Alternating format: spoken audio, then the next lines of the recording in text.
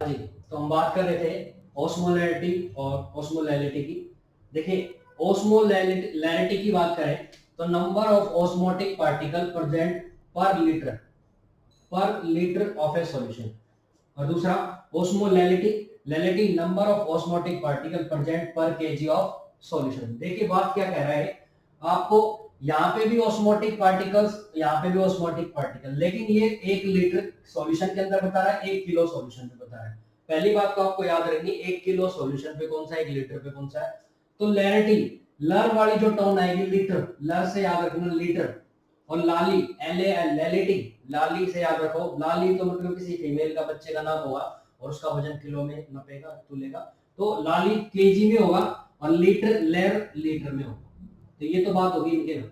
अब ये क्या कह रहा है, आपको क्या करना है, एक पॉट में 1 किलो सॉल्यूशन लेना जिसमें सोल्यूट और सॉल्वेंट दोनों होंगे, मिक्सर होगा, और 1 किलो 1 लीटर सॉल्यूशन लेना। अब एक चीज को समझ लो, दूसरा अपने आप समझ में आ जाएगा। 1 किलो सॉल्यूशंस की बात कर लेते हैं। 1 किलो सॉल्यूशन लिया जिसमें सोल्यूट सॉल्वेंट दोनों, मतलब ब्लड ले लिया, तो ब्लड में वाटर भी है और ब्लड में साथ साथ एक्स्ट्रा कंपोनेंट भी है जो आप जिनको सोल्यूट बोलते हो, जैसे कि सोडियम, पोटेशियम, कैल्शियम, वो सारे सोल्यूट्स में भी गिनती होती है उनकी। तो ये पूरा मिक्सर है इसका।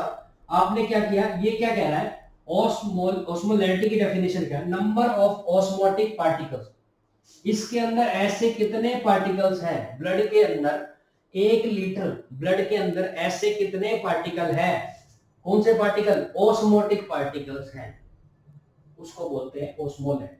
उसकी एक परसेंट वैल्यू होती है 300, 400, 200, अभी बता दूंगा मैं। तो कैसे निकालते हैं उसको, इसके लिए आपको 1 किलो या 1 लीटर सॉल्यूशन लेना पड़ेगा, उसमें ऑस्मोटिक पार्टिकल देखने पड़ेंगे। देखो पार्टिकल और ऑस्मोटिक पार्टिकल में थोड़ा डिफरेंस है। लो भाई, ये ब्लड है और ये ब्लड है।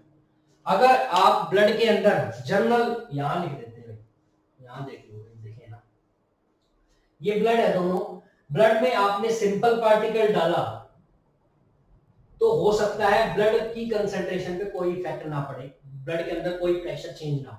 लेकिन जब आप ऑस्मोटिक पार्टिकल्स ब्लड में डालोगे, जैसे ही ऑस्मोटिक पार्टिकल ब्लड में डालेंगे, ब्लड के अंदर एक प्रोसेस स्टार्ट हो जाएगी, ऑस्मोसिस। ये क्या करेगा, बाहर से पानी को खींच के इसके अंदर डाल देगा। ऐसे पार्टिकल जो ऑस्मोटिक प्रेशर को बढ़ाते हैं, ऐसे पार्टिकल जो ऑस्मोटिक प्रेशर को बढ़ाएंगे, ऐसे पार्टिकल को आप ऑस्मोटिक पार्टिकल्स बोलते हो। और ऑस्मोटिक प्रेशर जब बढ़ेगा तब बाहर से पानी खिंच के कहां जाएगा, अंदर आ जाएगा। यहाँ पे ऑस्मोसिस प्रोसेस स्टार्ट होगा। आपको याद है वाटर का मूवमेंट होना लो कंसंट्रेशन से हाई कंसंट्रेशन की तरफ, तो यहाँ पे कंसंट्रेशन कम, यहाँ पे ज्यादा। तो वाटर का मूवमेंट यहाँ से यहाँ ब्लड के अंदर, मतलब इंटरस्टिशियल स्पेस में से ब्लड वाटर जो है ब्लड के अंदर आना स्टार्ट हो जाए, दैट इज उसका ऑस्मोटिक प्रेशर इंक्रीज हो रहा, तब ये काम होगा। ठीक है, तो ऐसे पार्टिकल जो ये प्रोसेस स्टार्ट करे, मतलब ऑस्मोसिस स्टार्ट करे, ऐसे पार्टिकल्स को ऑस्मोटिक पार्टिकल्स बोलते हैं। कितने पार्टिकल 1 लीटर के सॉल्यूशन में पड़े हो उसको क्या बोलते हो, ऑस्मोलैरिटी बोलते हो। ब्लड के लिए क्वेश्चन आ जाता है, ब्लड की कितनी ऑस्मोलैरिटी होती है, तो ब्लड की ऑस्मोलैरिटी 200 से 90 से 300 होती है। 290 से 370 से 90 भी बोल देते हैं। ठीक है, क्या यूनिट है इसकी, इसकी यूनिट है मिली ऑस्मोल, मिली ऑस्मोल पर लीटर। ये ऑस्मोलैरिटी या ऑस्मोलैरिटी की यूनिट है। अगर लैरिटी की बात करोगे तो पर लीटर लिख दोगे, और लैरिटी की बात करोगे तो मिली ऑस्मोल पर केजी, बस इतना डिफरेंस है।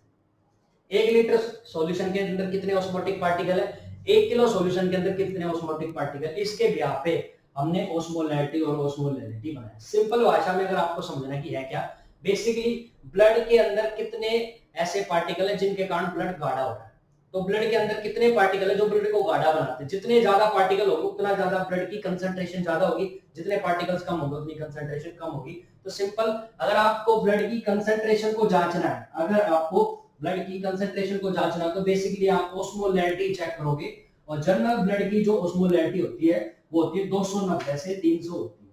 कितनी होती है, 290 से 300 होती है ऑस्मोलैरिटी ऑफ ब्लड, 290 से 300 मिली ऑस्मोल पर लीटर। ठीक है, तो ये थी ऑस्मोलैरिटी की बात। एक टर्म है हीमोस्टेसिस, हीमोस्टेसिस, और एक होमियोस्टेसिस।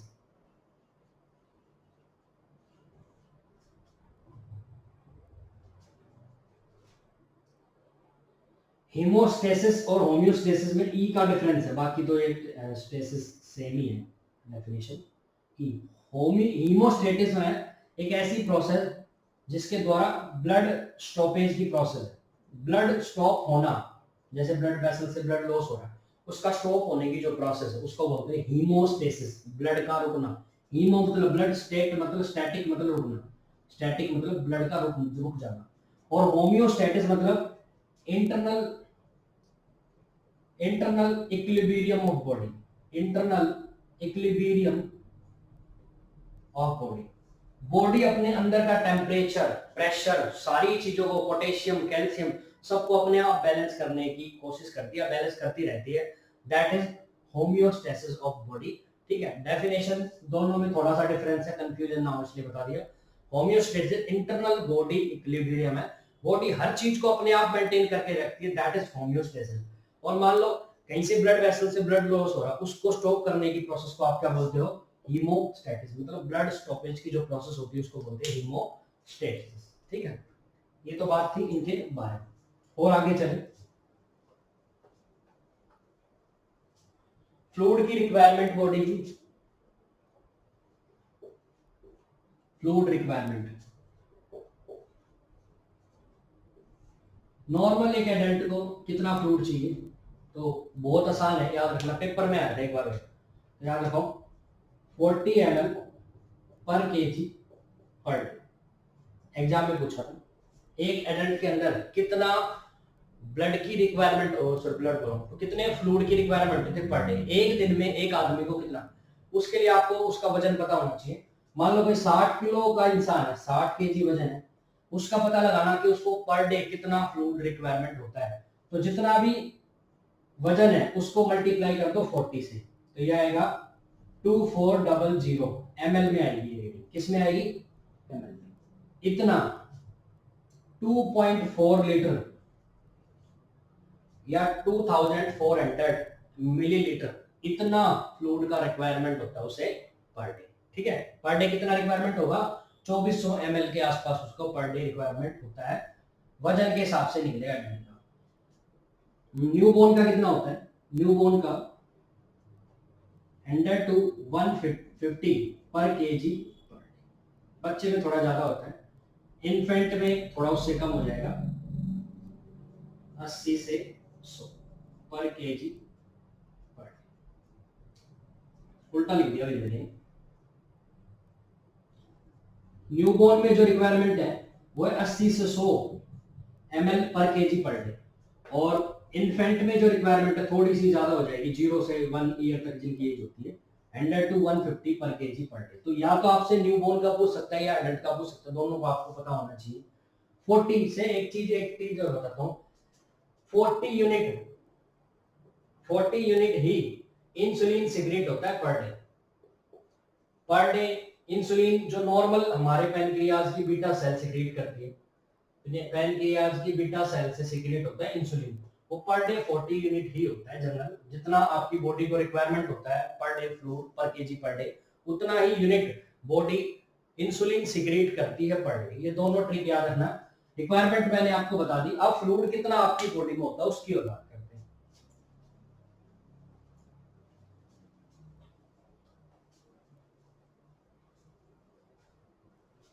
देखो पूरी बॉडी के अंदर लीन बॉडी मास और total fluid. Lean body mass होता है 60%, कितना? 60%। सूखा सिर्फ आपकी बॉडी में से पानी निचोड़ दिया जाए तो जो एक्चुअल मास बचेगा वो है 60%। 40% इसमें आपको क्या देखने को मिलेगा? फ्लूइड देखने को मिलेगा। कितना? 40%। करीबन करीबन एक 72 केजी का इंसान है तो उसके अंदर करीबन करीबन 40% फ्लूइड होता है, और 40% फ्लूइड का 40% फ्लूइड का मतलब है इसके अंदर 42 लीटर के आसपास फ्लूइड होता है। कितना? 42 लीटर। एक एक आराम से 72 किलो के इंसान में कितना फ्लूइड मिल जाएगा आपको? 40%। जितना भी उसकी बॉडी का वजन है उसका 40% उसके अंदर फ्लूइड होता है। एन एवरेज किसी बॉडी के 40% के हिसाब से 42 लीटर फ्लूइड उसके अंदर मिलता है, ठीक है। और ये जो 42 लीटर फ्लूइड है ये दो तरीके से बटा हुआ है, ICF और ECF। ICF मतलब intra cellular fluid, intra cellular fluid. जितनी भी हमारी सेल्स हैं उन सेल्स के अंदर जो फ्लूइड होता है उसको बोलते हैं ICF। एक होता है ECF। ECF मतलब एक्स्ट्रा सेलुलर फ्लूइड, जो फ्लूइड हमारी सेल के अलावा बचकर, सेल के अलावा बाहर इंटरस्टिशियल स्पेस में, ब्लड में, किसी कैविटी में, सब जगह जो भी फ्लूइड है उसको आप क्या बोलोगे? उसको बोलोगे एक्स्ट्रा सेलुलर फ्लूइड। जितना भी मेरी बॉडी में फ्लूइड है, जितना भी मेरी बॉडी में फ्लूइड है उसका ये डबल होता है, मतलब कि ये 1/3 होता है, ये वाला 2/3 होता है, ये वाला 1/3 होता है, 1/3। जितना भी बॉडी में फ्लूइड है उसका 2/3 पार्ट आएगा इसके पास और 1/3 पार्ट आएगा इसके पास आएगा, ठीक है। मतलब 42 लीटर है तो 14 लीटर इसके पास होता है और 28 लीटर इसके पास होता है, ठीक है। ये उल्टा लिख दिया शायद मैंने, ये होता है 40%, ये होता है 60%। 60% होता है फ्लूइड, ठीक है।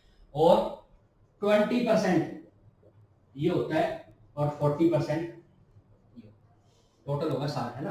अब सही बात है। देखो मेरी बॉडी के पास सिर्फ सूखा, मैं बॉडी में से फ्लूइड निकाल दूं तो फ्लूइड 60% है, 40 नहीं, भाई कैलकुलेशन गलत हो रही है यहाँ पे, पता चल गया हमको। तो फ्लूइड जो होता है वो होता है कितना परसेंट? 60%। और बाकी जो उसके अलावा मास बचा वो कितना है? 40%, ठीक है। अब ये जो 60% मास है ये करीबन 72 किलो इंसान के अंदर करीबन 42 लीटर के आसपास, 42 लीटर के आसपास फ्लूइड होता है। अब ये 42 लीटर फ्लूइड दो तरीके से बटा हुआ है, ICF और ECF। ICF और ECF इंट्रा सेलुलर फ्लूइड जो सेल्स के अंदर फ्लूइड होता है, और एक्स्ट्रा सेलुलर फ्लूइड जो ब्लड है, इंटरस्टिशियल स्पेस है, साइनोवियल कैविटी, अदर जो फ्लूइड होता है उसको बोलते हैं ECF, ठीक है। ये जितना भी फ्लूइड है इसका 2/3 पार्ट है ECF, 1/3 पार्ट है ये ECF और ये होता है ICF। मान लो 42 लीटर है तो 14 लीटर इसके हिस्से में आएगा, ये इसका डबल होता है अल्टीमेट, ये क्या है? इसका डबल, ऐसे याद रखो, है ना। तो 14 लीटर है तो इसका 28, 14 दूनी 28 है ना, 42, 14 का 28, और भाई 20% है तो इसका 40% होगा, डबल होगा। और ये 1/3 है तो 2/3 होगा, ये भी इसका डबल होगा, ठीक है। अल्टीमेट हर बार ये इसका डबल होता है। ICF जो है वो ECF का डबल होता है। सेल के अंदर फ्लूइड होता है करीबन 28 लीटर, बाकी बचा कुचा जो फ्लूइड है 14 लीटर वो किसके अंदर आपको देखने को मिलेगा? ECF के अंदर देखने को मिलेगा। पूरी बॉडी का कितना परसेंट फ्लूइड होता है? 60%। रिक्वायरमेंट कितनी होती है? 40 ml पर kg पर डे, वो अलग चीज है, कभी कभी कंफ्यूजन हो जाता दोनों। अब एक्स्ट्रा सेलुलर फ्लूइड की बात करूं तो ये दो तरीके से बचा होगा। एक तो होता है इंटरस्टिशियल फ्लूइड जो मेन है, 10 लीटर के आसपास होता है, 10 लीटर इंटरस्टिशियल फ्लूइड। बाकी जो ब्लड प्लाज्मा है वो 3.5 लीटर, और बाकी एक्स्ट्रा जो ट्रांस फ्लूइड्स होते हैं, जो एक्स्ट्रा फ्लूइड्स हैं वो 0.5%, ठीक। देखो एक्स्ट्रा सेलुलर फ्लूइड को फर्दर बांटा गया है। एक्स्ट्रा सेलुलर मतलब जो सेल के बाहर है, जैसे इंटरस्टिशियल स्पेस में जो फ्लूइड है वो 10 लीटर होता है। ब्लड प्लाज्मा, ब्लड के अंदर जो प्लाज्मा है वो 3.5 लीटर। बाकी जो extra fluid, synovial fluid, CSF fluid, extra fluid को 0.5% में काउंट करते हैं, 0.5 लीटर में होता है। हालांकि 14 लीटर में 0.5 लीटर ही बच गया, बाकी और भी होता है, लेकिन अल्टीमेट इसको इतना ही मानते हैं। तो ECF जो है एक्स्ट्रा सेलुलर फ्लूइड को 3 हिस्सों में बांटा है।